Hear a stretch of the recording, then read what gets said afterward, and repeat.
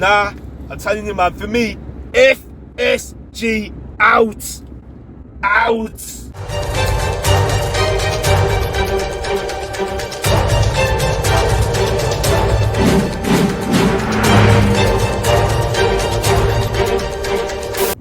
Yes, people, it's yours and truly, Lazer LFC.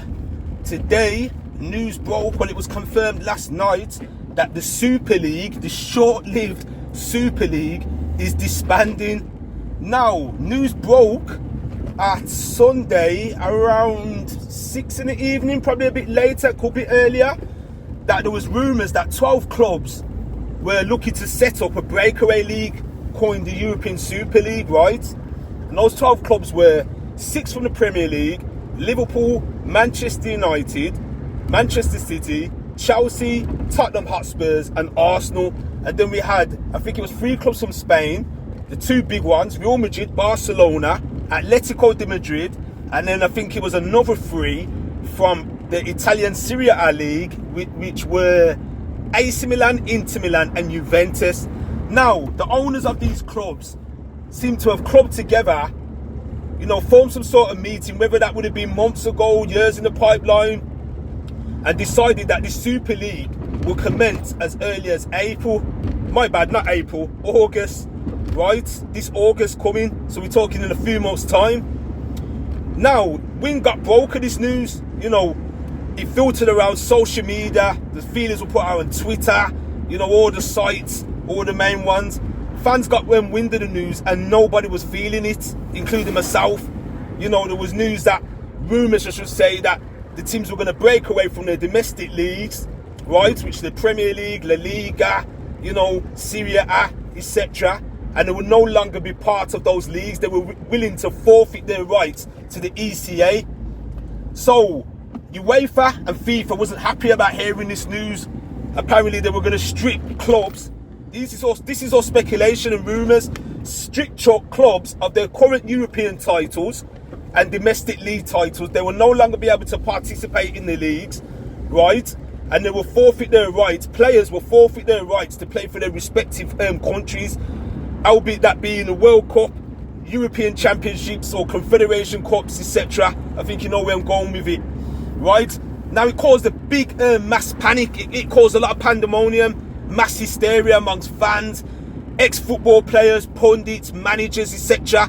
Nobody was happy with it. A big percentage of people, we're talking about most of the footballing world and community, was not happy with this proposed Super League, because the damage that it would have caused, this proposed league that was supposed to be set up, it was going to be a closed shop. So there would have been no likes of fairy tale stories like Leicester City, Nottingham Forest, for example, when they won the old First Division in the late 70s and 2 European back-to-back titles, right? It would have been a closed shop, so there would have been no means of relegation, promotion, etc. It would just be a closed shop with these 12 teams. Apparently there would have been 3 more further teams looking to join, and I think it would have took the total up to 20 teams eventually. Now, this stunk to me of American ownership. The way how they have their leagues and games over there in the States, the NFL, the NBA, the National Hockey League, the Baseball League, etc. It doesn't sound good at all. For me, the ultimate goal in football is to win silverware, is to win prizes. Yes, players want to be paid money.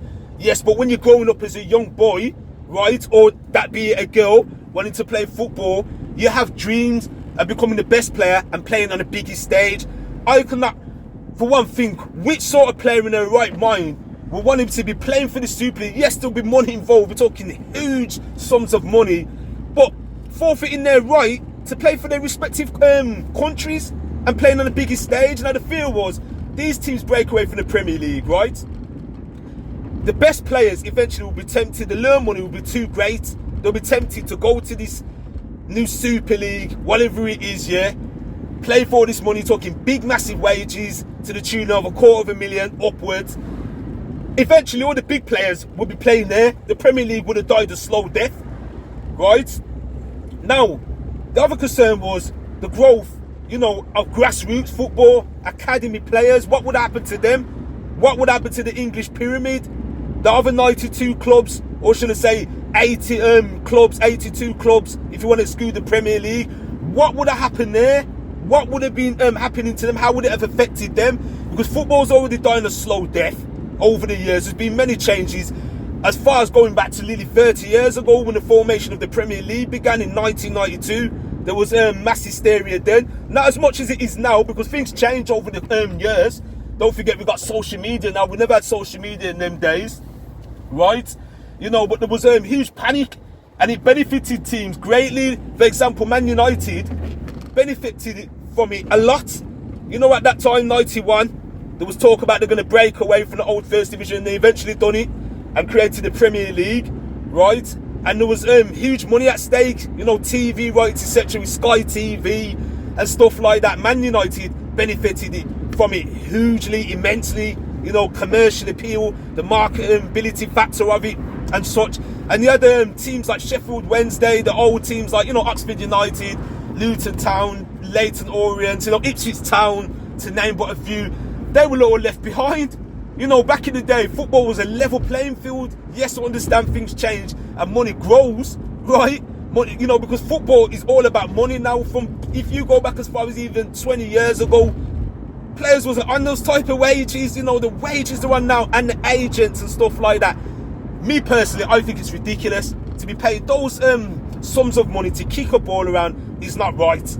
It's not right. But yeah, the Real Madrid president, Florentino Perez, we know the stories with Real Madrid in debt, situation issues to build a new stadium. So it all stinks of corruption. It's no wonder why they were going to leave their leagues to form this Super League. It says it all when you got the chairman, right, of Juventus, the owner of Juventus, Real Madrid, right, I can't remember, I think one of the Glazers from Manchester United, I'm not sure if Henry was part of it as well, were presidents of this Super League. Crazy stuff. Do you know what I mean? Stinks of corruption, man. When I heard the news straight away, I thought something's not right. The way it just popped up from nowhere wasn't right. It stunk, you know, and nobody was happy with it. It caused outrage. John Henry, the owner of FSG, Liverpool Football Club, yeah, came out with a statement today, and a statement of an apology. To me, it seemed all fabricated, right? Like he was reading it off a teleprompter. You know, there was no real emotional connection with the fans regarding that statement for me. You know, basically, he got caught with his pants down, you know, because it's the shame and embarrassment. I don't know what these owners were thinking amongst themselves, thinking they can do something like this without consulting the fans. All they would have had to do is make a poll or do something as simple as that, put the thing and say to fans, look, this is the proposal of whatever it's going to, you know, X, Y, and Z, the Super League. How do you feel about it? And we wouldn't have had this issue, but no, they've gone behind everybody's backs and thought they could just, you know, dismiss the fans. The fans what make football, because football without fans is nothing. And part of me thinks when we had this COVID pandemic come out, right? When news of this COVID pandemic came last year, was it March now? There was all big talk about football's not going to be able to resume. Football's not going to be able to resume, and it's going to have to stop for the foreseeable. Yes, it had a break for, was it 3 months or so, and eventually it was able to return, you know, with no spectators, no fans in the grounds and stuff like that. But I reckon some of these big cats now, these owners, looked at the situation and thought, you know what, we can actually do this. Football can actually work without the fans, because you had Sky TV, right, over here in the United Kingdom, trying to charge fans 15 quid for a pay-per-view game.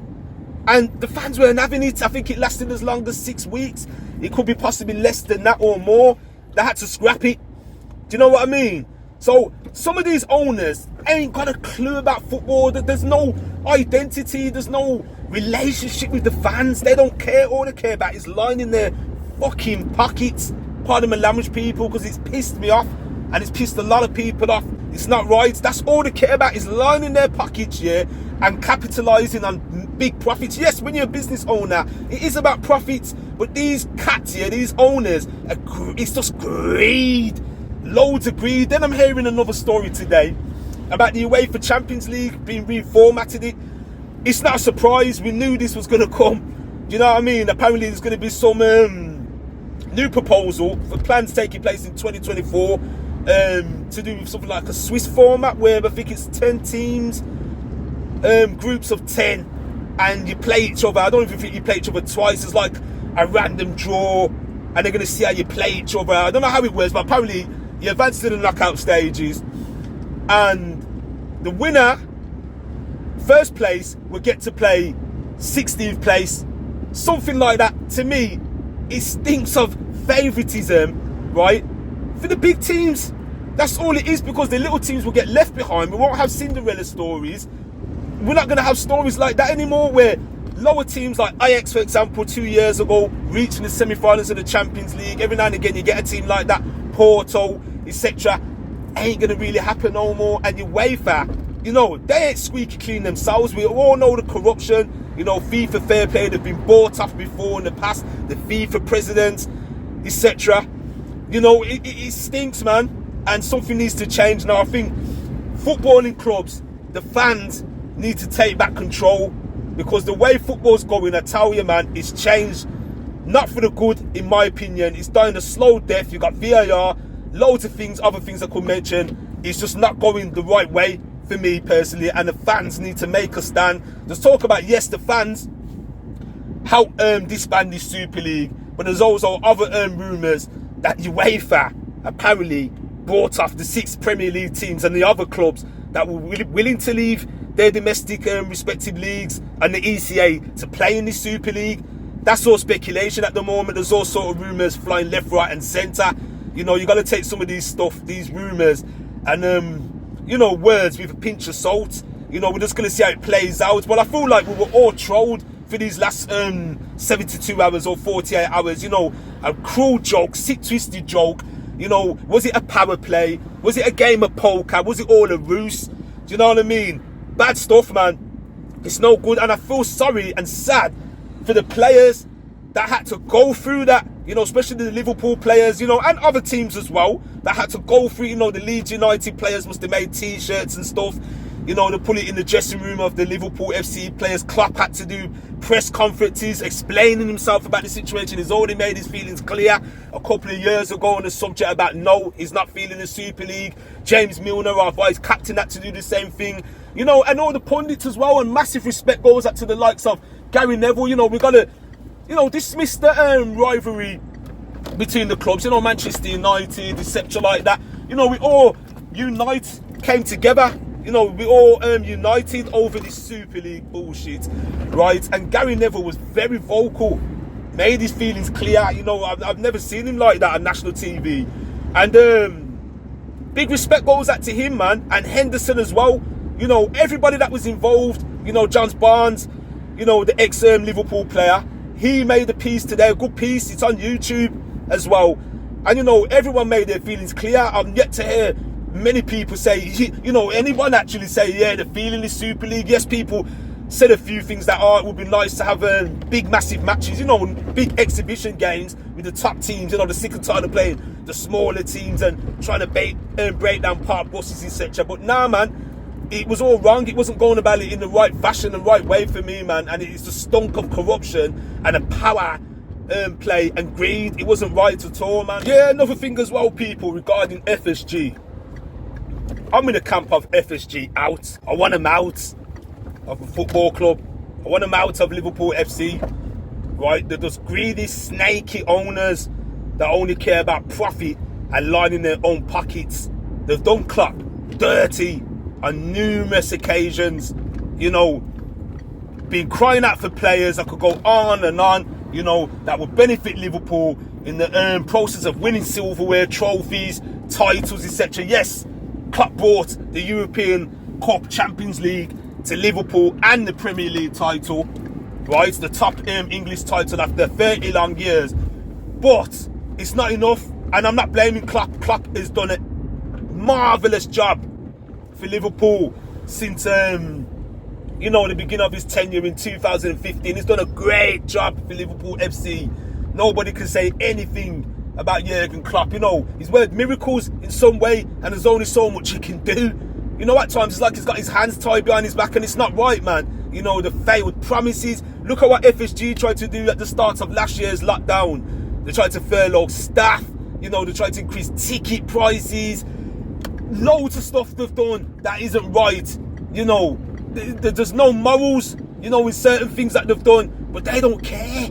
They don't care about it, you know. All they care about is lining their pockets. That's all they care about, man. You know, and for me, yes, they've done stuff like build new, you know, training facilities. They put money into the stadium, etc. But they've done it all on a tight budget, man. They're with someone regarding to transfer fees, you know, they've been penny pinching. They've been penny pinching, guys. And for me, this is unforgivable now, what FSG's done. I don't care what anyone says. For me, it's unforgivable, and there's no way back. Now, yes, you can forgive, but you can't forget.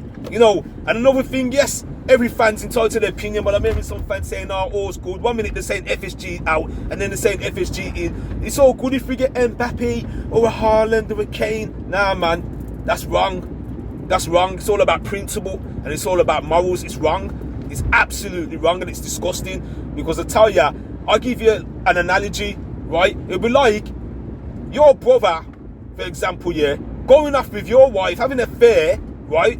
Just like what Ryan Giggs' brother done for many years behind your back. He decides, yeah, they decide that they're going to set up a new home abroad and take your children with them. They get caught at the last minute, yeah, try to do an apology, and then you'll be saying something stupid like, oh, I know what, I'm going to forgive you. All's good as long as you buy me a Bentley or a Ferrari or something along them lines, buy me a new house and we call it quits. Nah, man, for me, allow all of that shit, man. That can't work, man. That don't wash with me, people. Nah, I'm telling you, man, for me, FSG out. Out. Don't want them no more, man. Don't want them nowhere near Liverpool Football Club. And it's going to be hard, yes. You know, a lot of these owners these days are not squeaky clean and stuff like that, you know. It all revolves around corruption and stuff. But I just hope someone wants to take the club, you know, in good hands and push us to greater heights. I just really, really hope new owners can do that for Liverpool. So yeah, man, that's my piece on that. That's my take on it. It's yours and truly, Lazer LFC. I'm out.